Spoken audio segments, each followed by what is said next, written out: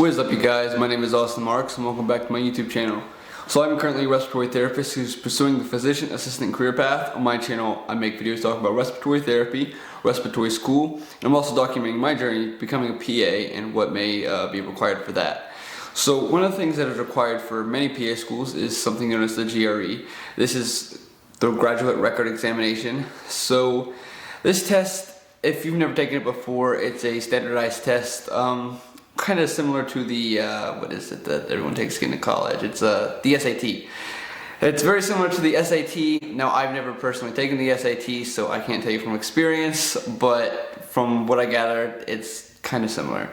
So on the GRE, I have a whole video talking about that already. What's on the GRE, what's expected. So the main point of this video is, should you retake it? A lot of PA schools, they want a 300. However, 300 is within the 50 percentile. Not everyone needs a 300 though. I know plenty of people who've gotten to PA school and they've scored way higher than a 300. And I know people who've gotten to PA school who scored way below 300.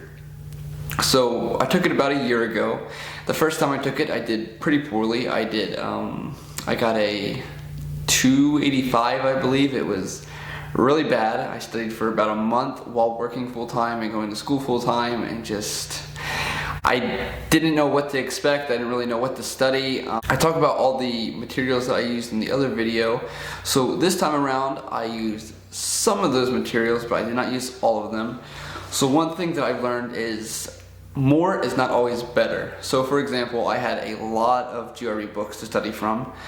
However, I really only studied from Magoosh as well as three other books. When before I probably had a total of 5 books plus Magoosh, and I was hopping back and forth and I wasn't really understanding the concepts. I was just going through problems over and over again. So that was my biggest mistake, and that's something I focused on this time, was I kind of went over the problems more. I understood the concepts more, why I was doing something, rather than just, okay, I did it, I got it right, awesome, I know that. Or, I didn't get that right, and this is how you do it, okay, awesome, next one. I went and I redid the same concept over and over again, that way it would be a little bit more ingrained in my brain. Same with vocab, I spent more time on vocab and understanding the words, how to use them. Because with the GRE, it's not just, do you know this word and do you know the definition? It's, do you know this word and all the 10 different ways that it could possibly be used?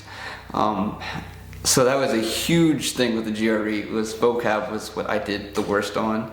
So this time around, I actually got a 295.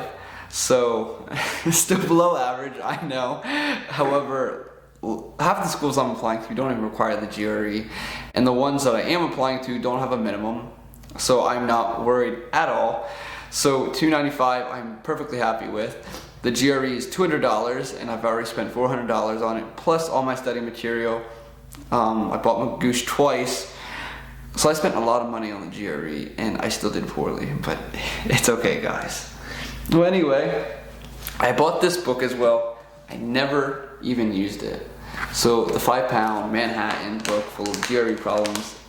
I may have opened it once actually, but like I said, more is not always better. The books I did use though were these ETS books here that cover the GRE. So the ETS is actually the company that creates the test. I went over some of the concepts, I went over all the problems in these books, just because from what I've read, these are the best way to prepare. They're the most similar to the actual GRE. So I did that one that I just showed you. It had, I believe, 2 or 3 tests in it. Then I did the verbal and the quantitative books. I bought them. I went over all of the questions. I understood what I was doing, what I was getting wrong, what I was getting right, why I was getting it wrong. First, why was I getting it right? Was I just getting lucky and just picking the right answer? I spent a lot of time studying. I probably spent 2 months studying this time. Still scored below average. It's okay.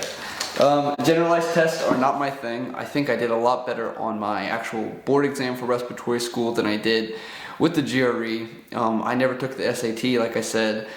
So generalized tests that are open book, basically study anything, I do not do good at.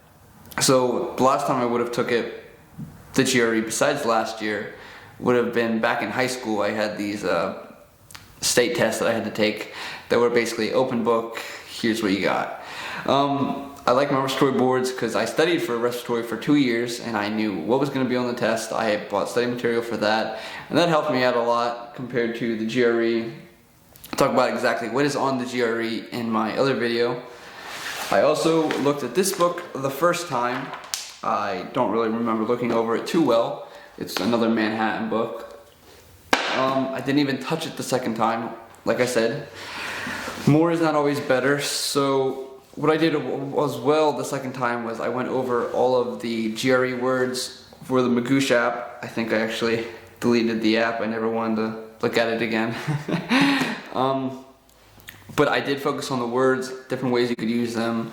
Same with the math problems. I just did the same thing. Just look at concepts, look at concepts.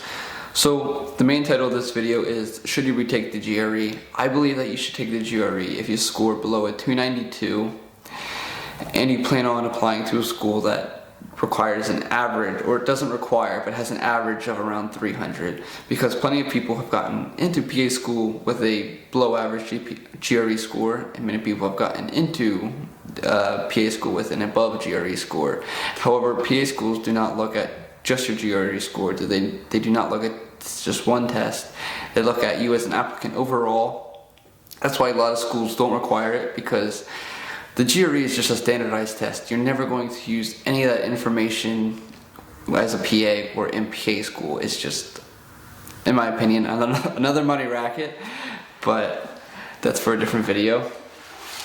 So I think you should take the GRE only if you are going to apply to schools that require the GRE as well. Because why would you take the GRE if the school does not require it? They don't care about the GRE. You just wasted $200 plus all your study time. I believe that you should understand and learn from your mistakes from taking the GRE the first time. Understand what you got wrong, why you got it wrong, what can you do to improve, just as in anything in life when you're going to do it again. Do it better the second time. Understand your mistakes from the first time. Well, anyway, if you guys have any questions about the GRE, what's exactly on the GRE, go ahead and leave in the comments. Check out the other video that describes the GRE a lot more in detail. Well, anyway, if you guys enjoyed this video, make sure you leave a thumbs up and subscribe. See you in the next one.